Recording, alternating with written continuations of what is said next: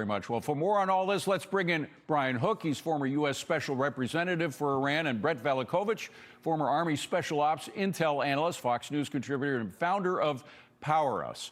Brian, first to you. Iranians, honestly, they look like they're asking for another strike. I mean, they're coming out with these impossible demands. First of all, another deal breaker for the president is not handing over their enriched uranium. They're demanding that they have control over that. That won't pass. Then, as I want to put up that map again that Ashley referred to, not only are they demanding control of the Strait of Hormuz that they had before, but now that red area, those are the new areas that they're claiming that they should have control over. I mean, it's not just a slice of the Strait of Hormuz, it's the whole damn thing. What do you make of these crazy new demands? What does that tell you about the Iranian leadership? Well, I think there are some parts of the Iranian regime that actually do want to get hit again. They don't really care about the people. They don't care about the country. They just care about staying into power. Their theory of the case is that every time they get hit and survive, it shows them to be even more invincible and stronger. The dangers about this taking over the Strait of Hormuz, think about this. Iran makes between $40 and $50 billion a year from oil exports.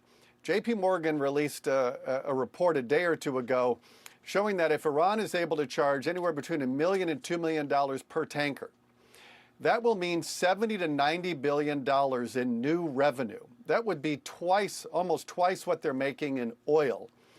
That would be a horrible outcome that I think President Trump and Marco Rubio are very focused on avoiding. Yeah. We can't allow that to happen. It would also be a very bad precedent for other international waterways to be subject to kind of this economic extortion. Well, Brett, you know, they used to have at least a modicum of sanity in their negotiations with the U.S. Of course, when they were dealing with the Biden administration and Obama, they were getting away with murder. But now, and particularly when you hear Brian's suggestion that maybe they want another strike, I mean, these people are real lunatics, aren't they? Yeah, you're exactly right. And what's getting overlooked here is how much internal pressure Iran is under right now.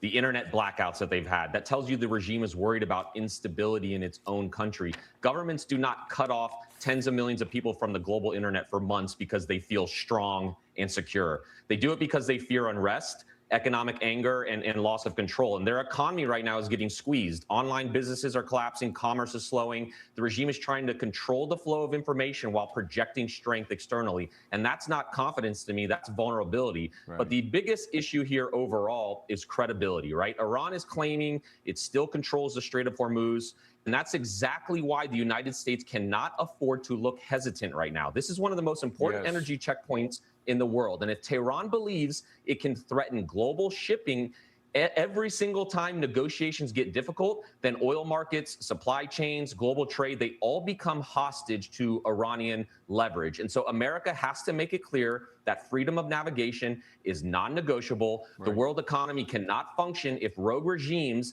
think they can squeeze the global commerce whenever they want political 100%. Concessions. And so I think the strongest weapon in the world right now may not be a missile, but it's credibility. Yeah, I think you're right. But Brian, this is a nation of 93 million. It is not a small nation. We're not dealing with some of the smaller nations that we've had to cope with in the past.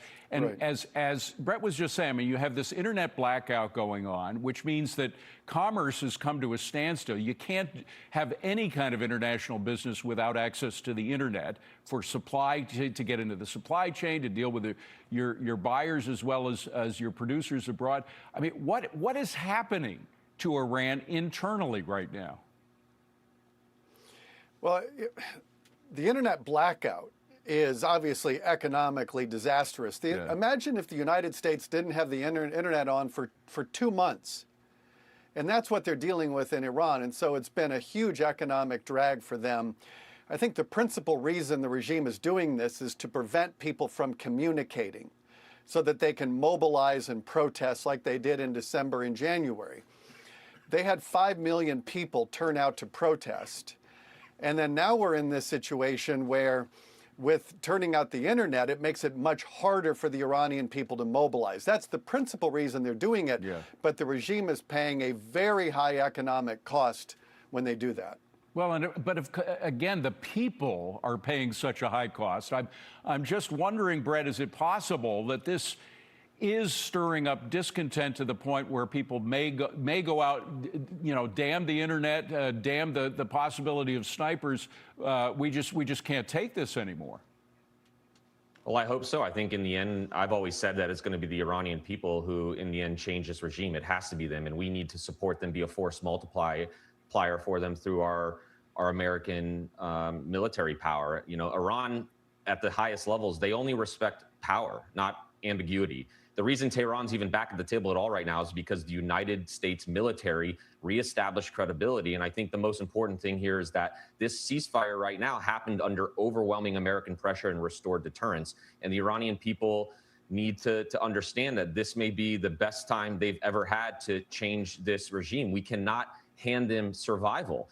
And the broader message here is that this is far more than about Iran. China's watching what we do. Russia's watching what we do. Absolutely. Every single hostile actor is watching whether the United States still has the political will internally to enforce red lines without drifting into another endless war. Right. And so if America folds under pressure or accepts these cosmetic concessions, deterrence weakens globally. But if the administration forces real concessions while maintaining stability in global energy markets, it sends a message that American power, economic and military, still matters. And that's why Trump's strategy is so important here. Brian, getting into what's happening inside of Iran right now, I think of what happened with Reagan's attack on the Soviet Union. He said, we want to win the Cold War, and he did.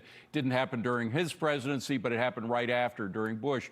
But it took a long time to develop the kind of infrastructure of a dissident movement that we needed for that. All the work that Solidarity did, the work that the CIA was doing in supporting these rebellions. Do we have the time? I mean, I think what Trump is asking for, and what those of us in the free world would like, a changeover in regime, can't happen in just months. It's going to take a longer period than that. What do you think? I think that is a great question and a really good analogy about Reagan and how long that took. That also shows the perils of instant war analysis. A lot of this stuff takes a long time. One of the things, though, that's strange about the Iranian regime, it's not like a normal country. And I remember the Ayatollah Khomeini said in 1980, the revolution was not about the price of watermelon. Economics is for donkeys. They don't care about the economic costs that they're imposing on their own people. They just simply don't care. So there's a lot of suffering in Iran, and it's a question of how much the Iranian people are going to put up with. Yeah. And again, I just don't believe as questionable as this delay has been over the past 6 weeks of a second attack, I just don't believe that Trump is naive to ignore anything that you two have said. Do you think, very quickly, we've run out of time, but first to you, Brett, and then to Brian, do you think that we are going to be attacking within the next couple of weeks? I think we might have to. Deterrence only works when adversaries believe there are real consequences for crossing certain lines. And for too long, those lines have been blurred. And so now's the best time we've ever had to stop them. This is a situation that's generational. The cost of backing down is generational. So we may have to do that. I'm always hopeful about diplomacy. Marco Rubio talked about the channels are open. Obviously that would be President Trump's preferred outcome, but I think the Iranians know that he isn't afraid to give the go sign if necessary. Brian and Brett, great to talk to both of you. Thank you so much.